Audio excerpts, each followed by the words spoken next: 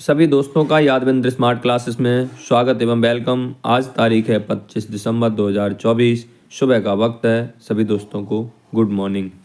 हम अपने आज नए सेशन करंट अफेयर्स के साथ आए हैं। काफ़ी महत्वपूर्ण प्रश्न हैं, साथ में महत्वपूर्ण सूचना कि इस क्लास को आप पूरा अवश्य देख जाएं, इस सेशन को पूरा अवश्य देखें, जिससे किसी भी परीक्षा में आपको काफ़ी योगदान इस सेशन का मिलेगा। तो आपका आज पहला प्रश्न,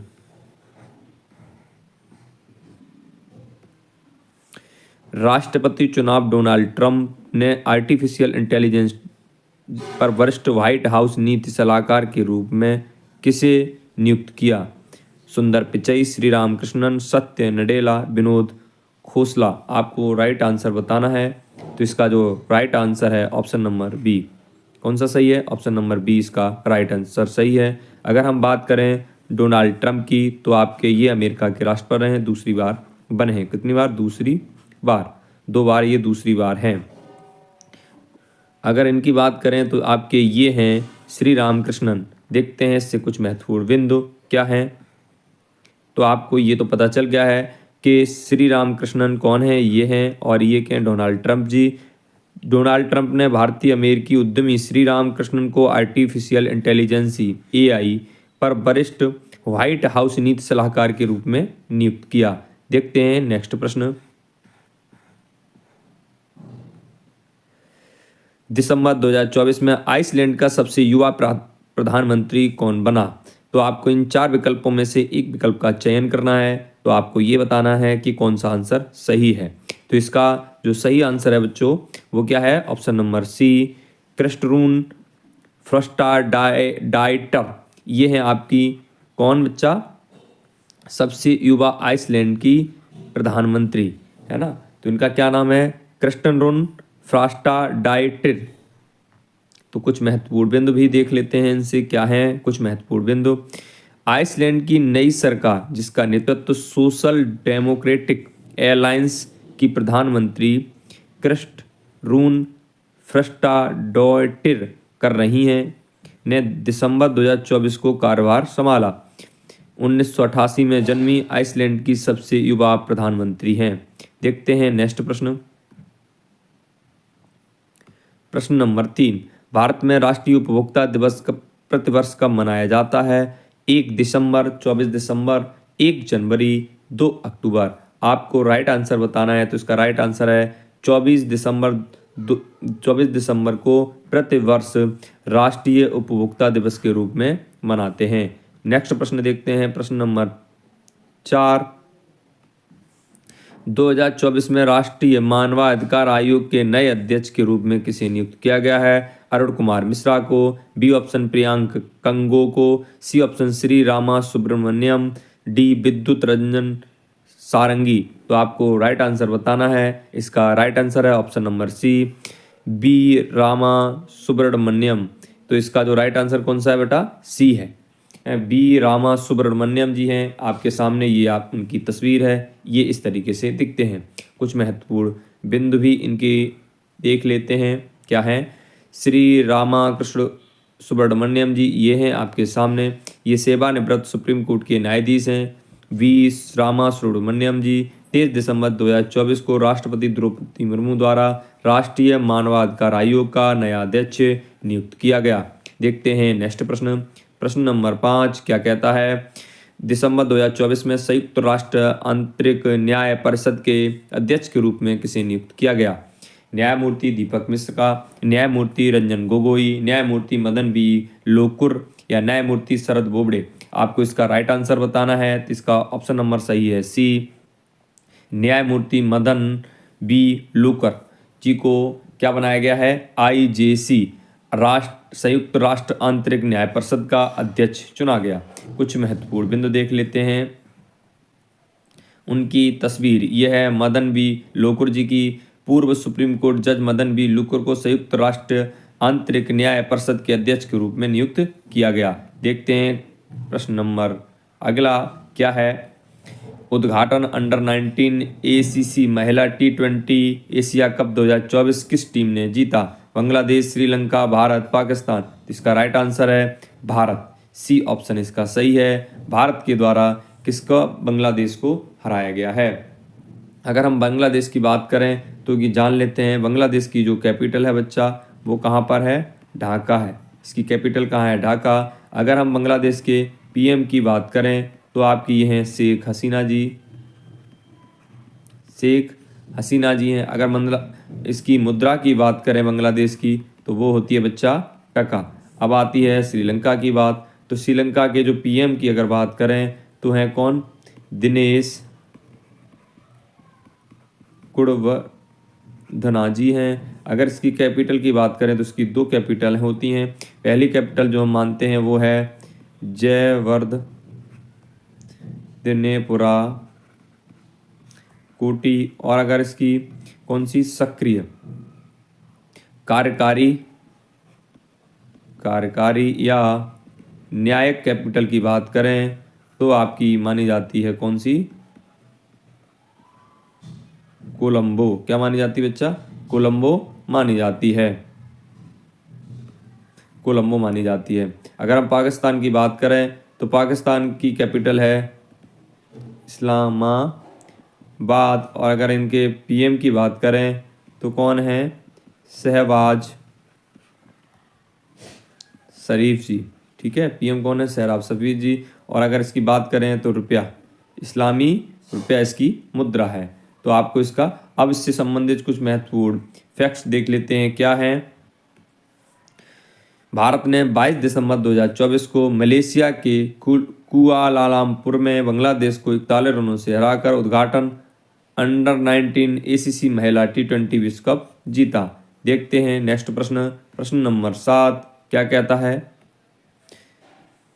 वॉल स्ट्रीट जर्नल द्वारा 2025 के गो टू ग्लोबल डेस्टिनेशन में किस भारतीय राज्य को मान्यता दी गई, राजस्थान, केरल, मध्य प्रदेश, गुजरात। तो इसका जो राइट आंसर आ जाएगा बच्चा कौन सा है, सी, मध्य प्रदेश को। किसको बच्चा, मध्य प्रदेश को। कुछ महत्वपूर्ण फैक्ट्स देख लेते हैं। मध्य प्रदेश को वॉल स्ट्रीट जर्नल द्वारा 2025 के लिए गो टू ग्लोबल डेस्टिनेशंस में एक रूप में चुना गया। नेक्स्ट प्रश्न देख लेते हैं, प्रश्न नंबर 8। नवीनतम भारत राज्य वन रिपोर्ट 2023 के अनुसार भारत के भौगोलिक क्षेत्र का कितना प्रतिशत वन और वृक्ष आवर से आच्छादित है। ये आपको दिख रहा है भारत का नक्शा। आपको ये बताना है कि कितने वृक्ष और कितने वन हैं भारत में, कितने प्रतिशत। 2023 की रिपोर्ट के अनुसार 20.17%, 25.17%, 30.17%, 35.17%। तो इसका जो राइट आंसर है बच्चा ऑप्शन नंबर बी, 25.17% पर। देखते हैं कुछ महत्वपूर्ण बिंदु।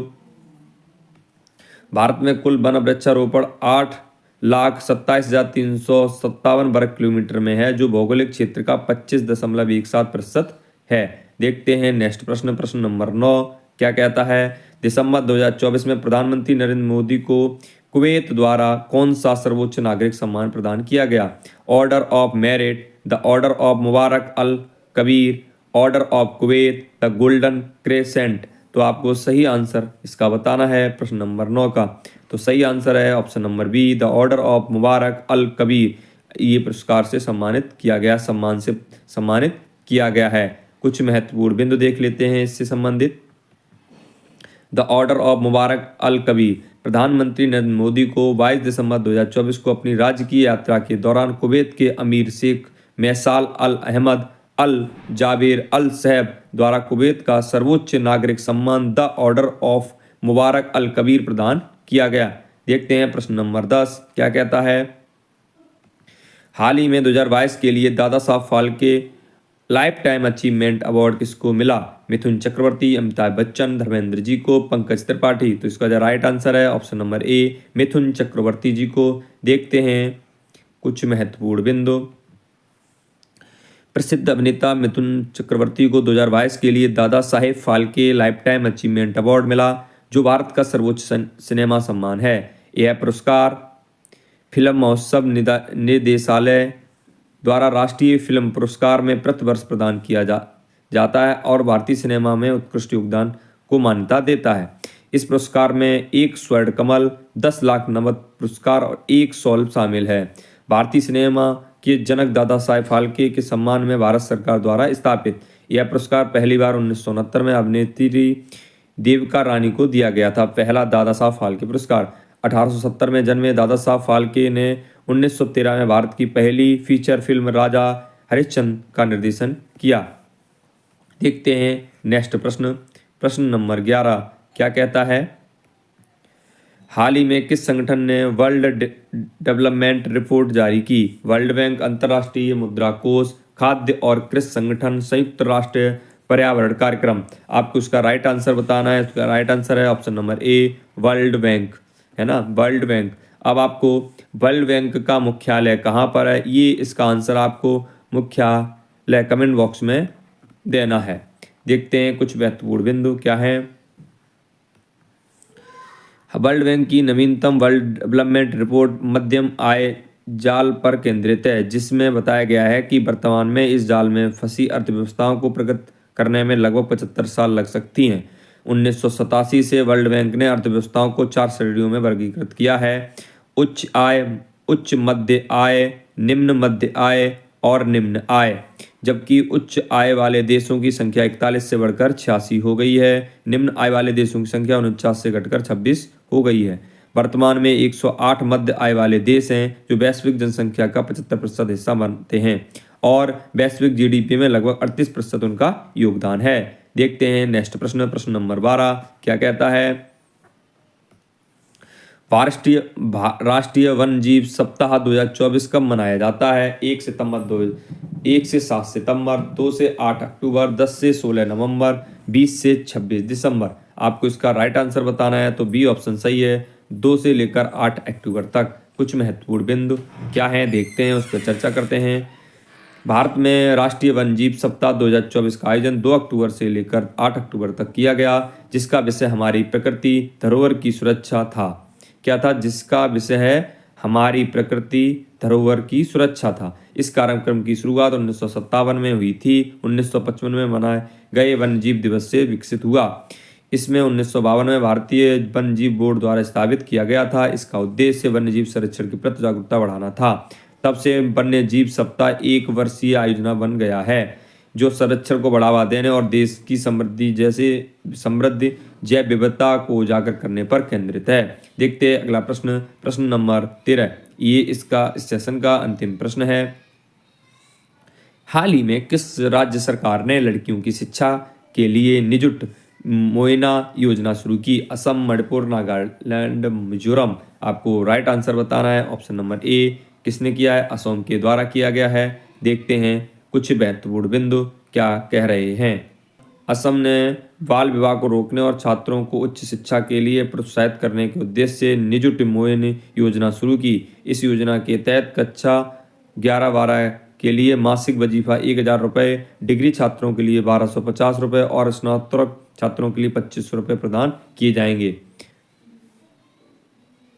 अगर आपको ये सेशन पसंद आया हो तो प्लीज़ इस सेशन को लाइक अवश्य कर दें। साथ में हमारा यूट्यूब चैनल है यादवेंद्र स्मार्ट क्लासेस, उसको सब्सक्राइब अवश्य कर लें। साथ में अपने दोस्तों में शेयर करें और बेल आइकन का बटन दबाएं। जय हिंद, जय भारत।